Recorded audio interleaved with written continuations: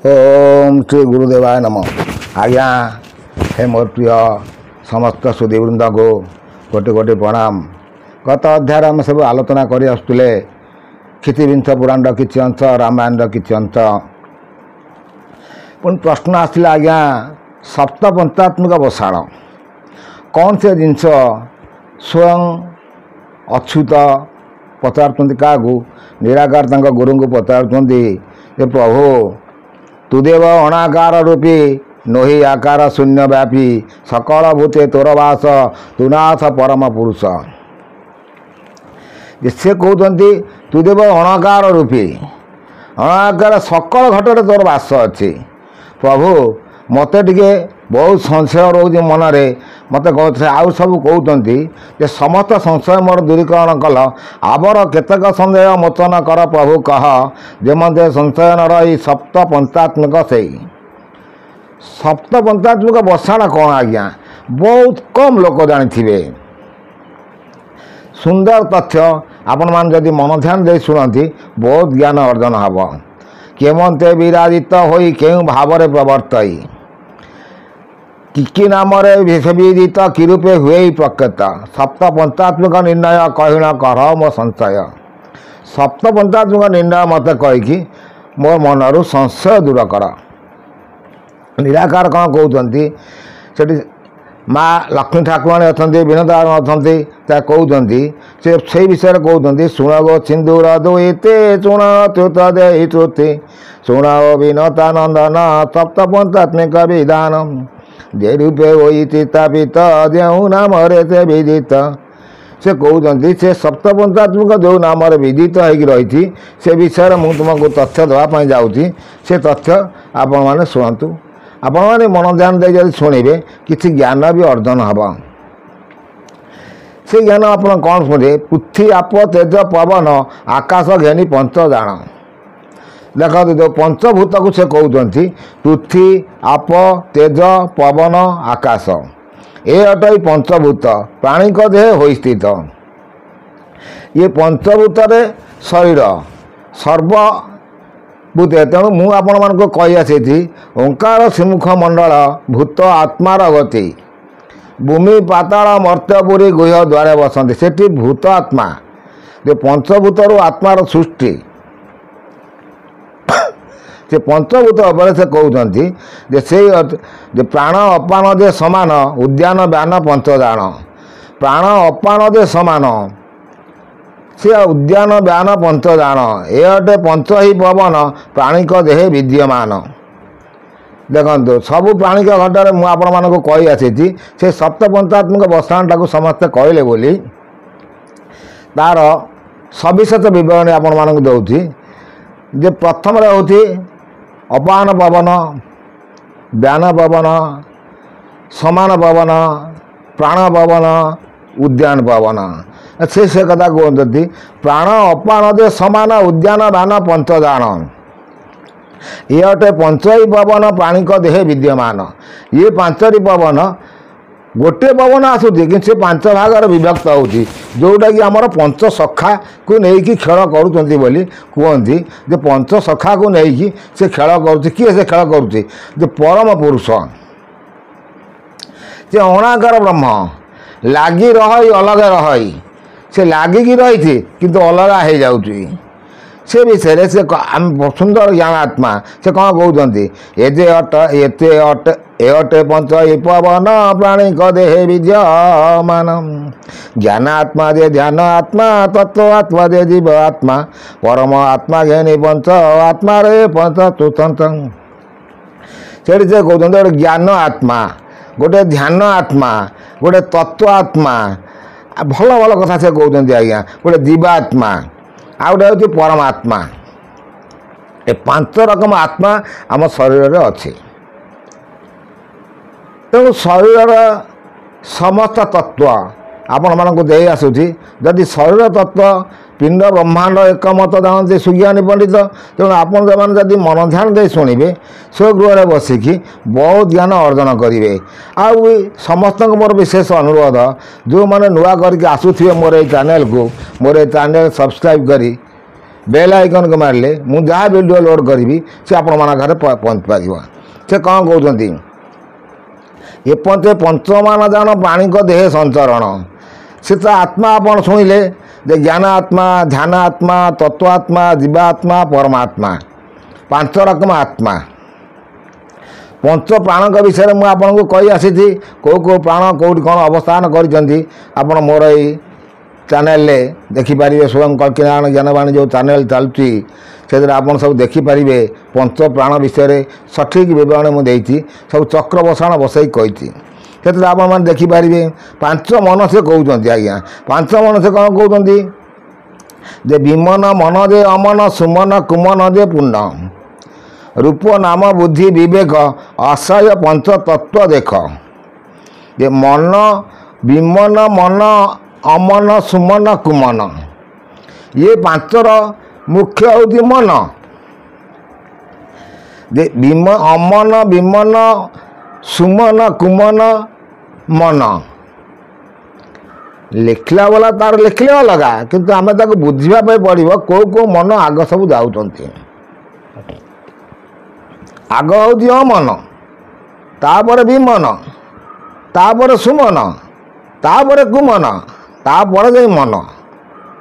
से हूँ 5 मन 5 भूतर से रोचे 5 प्राण से रोचे 5 आत्मार से मन गुड़िक रोच से कौन कहते आहरी भल कथा रमा काम दे पराधाम परम बीज पत नाम जे सी कहते रमा काम दे पराधाम परम पंचबीज नाम जे परम पंचबीजर नाम कौन आज्ञा आम सब देखा से कौन कहते ह्रीं श्रीं क्लीं धीं प्रीं नम पंचबीज अनुपम मुझे आपण कही आसी मूलाधार चक्र हूँ हिलिंग बीज तापर हूँ श्रींग बीज तापर हूँ क्लींग बीज तापर ध्रींग बीज तापर प्लींग बीज तापर आपणकर ओंकार आसीबो ओंकार उत्पत्ति सब आसीबो किंतु आपको बुझिला लोक टिके कम ये सब हूँ गुरु घर गाड़ा कथा अ इ उ ए ओ 5 स्वर व्यापित ए सचराचर कौन स्वर आज्ञा 5टा स्वर अच्छी आज्ञा अकार स्वर अच्छी इकार स्वर अच्छी उकार स्वर अच्छी एकार स्वर अच्छी उकार स्वर अच्छी ये है 5टा स्वर हूँ 5 स्वर जोटा कि आमर लेखकार बा कथाकार माने कहते अ उ म नहीं हूँ ओम से आज्ञा स्वर उत्तारण आपणकर एवं आसूँ जो समस्ते प्रश्न करते कौटू ओंकार सृष्टि होती हृदय चक्र ओंकार उत्पत्ति केमी होती तेणु से विषय आम आलोचना समस्त करा रमा काम दे पराधाम परम पंचबीज नाम ह्रीं श्रीं क्लीं धीं प्रीं नाम पंचबीज नाम से पंचबीज को अ इ उ ए ओ 5 स्वर अकार इकार उकार एकार ओकार आकु छाड़देला आपणकर आ बनान किसी अच्छी कि आज्ञा तेणु सी 5 स्वर तेणु स्वर वर्ण जो आपणकर अक्षर बसाण मुझे कही कंठ चक्र 16 दल पद्म जो स्वर वर्ण सब कही आसी से आपणकर उत्पन्न सब हो कंठ देश आस्ते आस्ते आस्ते आस्ते उत्पन्न होगी हृदय कंदरू ओंकार उत्पत्ति से सृष्टि होती व्यापित सचराचर चराचर जगत से व्यापित यार मध्य बसाण ए रूपे स्थित हंती गुण ता कहते शुण ए अच्युत पचारू देवे प्रथम पृथ्वीभूत मध्य प्राण पवन अच्छी साधे आत्मारे ज्ञान आत्मा जान विमन मन मध्य पुण देखु सी अच्युत को बुझाऊँ अच्युत भाषा लिखुंट निराकार कौन कहते अच्युत अनुमय कर जो संध्या काल बसिकी ठाकुर को ध्यान कर ज्योतिष रूप जो ज्योति आसी पाखे पहुँची से ज्योति सी सब ज्ञान लिखुंट से लिखुंट आज्ञा आत्मारे ज्ञान आत्मा जान विमन मन मध्य पुण आत्मारे ज्ञान आत्मा जान आत्मा मध्य ज्ञान आत्मा मन भितर विमन मन आप गोटे विमन गोटे कौन कार्य कर कार्य विफलता आसला विमन हो गले से मनर सृष्टि से भाई कहते आत्मार ज्ञान आत्मा जो आत्माटा आम शरीर भितर अच्छी बोली आम सीना चलुचे कि कथा कहीपी कि शुणी पार्टी सब कर सी हूँ आत्मा आ से मुझे जोटा कहूँ सी हूँ ज्ञान से ज्ञान कौन क्या बल से आत्मा बल तेणु से कथा कहते तत्वरूप बीज रमा श्रृंग बीज बोली अनुपमा स्वर अटे ओंकार एरूपे पृथ्वीभूत सार सी कहते तत्व रूप बीज रमा से बीज आसूसी रमा बोली अक्षर स्ट्रिंग बीज बुझ अनुपम स्ट्रिंग बीज बुझ अनुपम स्वर अटे ओकार एरूपे पृथ्वीभूत सार जलभूत भाव शुण तहिरे अपान पवन से जलभूत जो कहते से होती अपान पवन आत्मा मध्य ध्यान आत्मा मनरे सुमन कहता देखो ये सुंदर सुंदर तथ्य मुझे कही आसी अपान पवन कौटी बसुँच ना आपणकर मूलाधार चक्र अपान पवन तापर बसुँच व्यान पवन से कथा कहते आत्मा विषय भी आप कही आसी हिंग बीजर भजन चली एटी श्रृंग बीजर भजन होती कौटी लिंग चक्र को सी आसुँच जलभूत भाव चूण तहिरे अपान पवन आत्मा मध्य ध्यान आत्मा मनर सुमन कहता तत्व नाम बीज काम क्लिंग बोली करी परिमाण स्वर एकार अटई जलभूत भाव है तेजभूत कथा शुण वायुरे अटई समान सेठी आप हिंग सिंग क्लिंग की पलि आसिले क्लिंग बीज को आसिले से आसिले कौटी कि नाभि चक्र को नाभि चक्र आपंकर समान पवन कथाबार्ता कर देखो तांकर लेखा गोटे आम जो क्षितिबिंद पुराण गत देखी आसुली अन्य जो पुराण अन्य जो पंचसंख्याकर जो तत्व सब देखी आसिली लेखा कार एपट रोचे सेपट रोचे भूल तथ्य हो जाऊँगी किंतु जनकर लेखा से देखते से गोटे तथ्य अच्छा आगे हिंग बीज अच्छी श्रृंग बीज अच्छी क्लिंग बीज अच्छी समान पवन अच्छी अपान पवन अच्छी व्यान पवन अच्छी समान पवन अच्छी से कथा भी पंच सप्तात्मक से बसौती आपको से बसाण चक्रटा भी देखदेवी आपण मैंने देखिपारे केमी से सप्त पंचात्मक बसाण कौन करापर से बल कथा कहते जे तत्व बुद्धि बोली जान बीजरे बरा हिंग नाम उकार अटई स्वर तेज भूतटी ए प्रकार वायु भूतरे देवीजित शुण ताहांक तरित उदाहरण नामे पवन बहुत ही बही होई घन घन से प्राण पवन को छाड़ी उदान नाम जो पवन को पलि आसिले उदान पवन कौटी बसुची ना कंठ देश आसिक सी घन घन हो बही चलुची जिते आप बहुत अनिश्वास हो मत शोष है पानी मुदा दिखते पीवाई देखो आपको आपणकर समाज चलनी ताकू शरीर भितर पूरे चिंता ही करेंगे चिंतन करेंगे तेणु से चिंताधारा जो आपंकर आसो जीवात्मा परमात्मा सहित आपणकर भेटा भेट हम सुंदर सुंदर तथ्य मुझे सरल भाषा बुझे बुझे आसूची ये हूँ सब गुरु घर तत्व ज्ञान कथा जीवात्मा आत्मा मध्य कुमन अटई मनरे तत्व विवेक अटई विजय धाम जे विजय ढिंग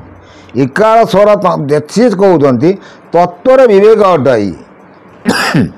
विवेक अटई बीजरे धाम बीज धिंग धिंग बीज धिंग बीज कौट जप होती ना हृदय चक्र तेणु आप जो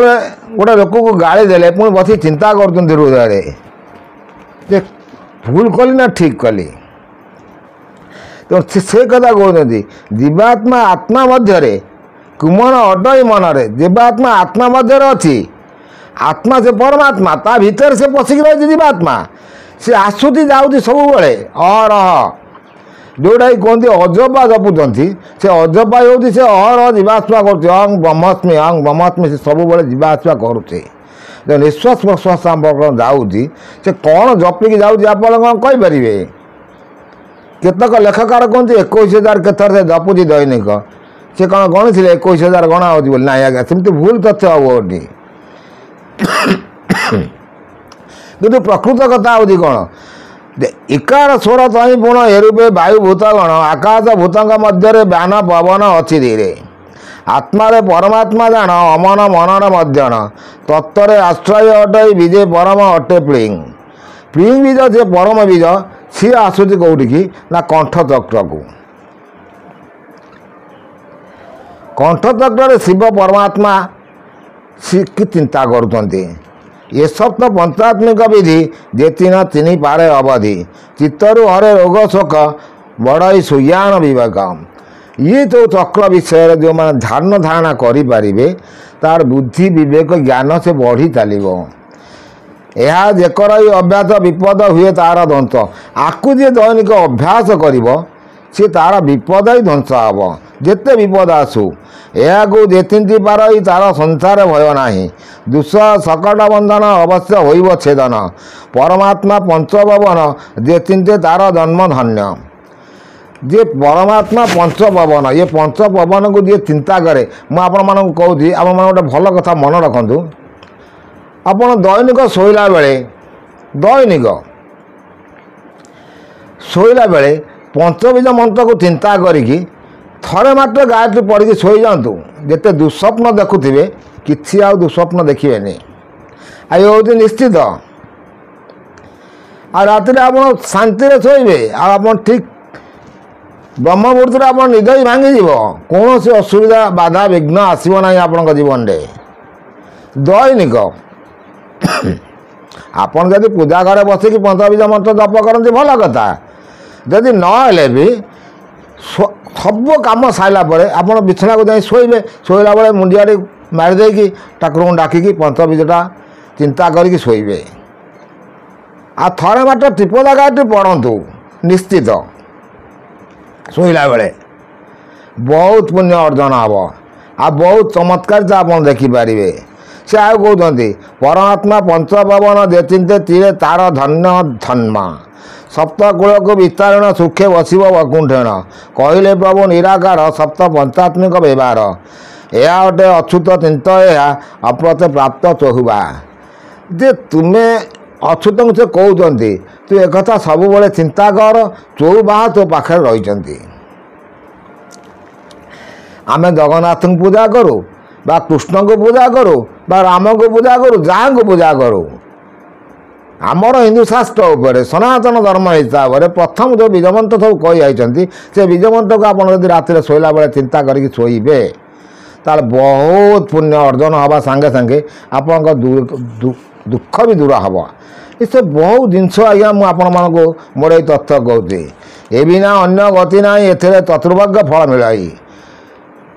ଇଏ ଆପଣ ଯଦି ରାତିରେ ଦୈନିକ ଚିନ୍ତା କରି ରଖିବେ 4 ବର୍ଗର ଫଳ ଯେଉଁଟା କୁହନ୍ତି ଚତୁର୍ବର୍ଗ ଫଳ ପ୍ରାପ୍ତି, ଧର୍ମ ଅର୍ଥ କାମ ମୋକ୍ଷ। ଆପଣ ଏକ ଧର୍ମ କଲେ ଅର୍ଥ ମିଳିବ, କାମନା ପୂରଣ ହେବ, କାମ ମୋକ୍ଷ ବି ହେବେ। କାରଣ ଆପଣ ଗାୟତ୍ରୀ ପଢ଼ୁଛନ୍ତି। ଆପଣ ଶୋଇଲା ବେଳେ ଥରେ ବି ଗାୟତ୍ରୀ ପଢ଼, ଯଦି ଦିନ ଭରି ଆପଣ ନ ପଢ଼ିପାରେ ଥରେ ପଢ଼ିଲେ ଆପଣ ଅଟୋମେଟିକ୍ ମନର ପବିତ୍ରତା ଆସିବା ସାଙ୍ଗେ ସାଙ୍ଗେ ଶରୀର ବି ସୁସ୍ଥ ହେଇ ଆସିବ। ଆଉ ଇଏ ହେଉଛି ନିଶ୍ଚିତ, ଇଏ ହେଉଛି ମୋ ଅଙ୍ଗଲିବାର କାହାଣୀ ଆଜ୍ଞା। ଆମେ ପୁଣି ନେକ୍ସଟ ଅଧ୍ୟାୟରେ ଦେଖିବା ଆଉ ସେ କ'ଣ କହୁଛନ୍ତି। ସପ୍ତ ପଞ୍ଚାତ୍ମିକ ବସାଣ ଗଲା, ପଞ୍ଚାତ୍ମିକ ବସାଣ କ'ଣ, ପଞ୍ଚାଷ୍ଟମ ବସାଣ, ସେ ବସାଣଟା କ'ଣ କହୁଛନ୍ତି ଆମେ ଦେଖିବା। ଏତିକି ରହୁଛି ଆଜ୍ଞା। କୋଟି କୋଟି ନମସ୍କାର।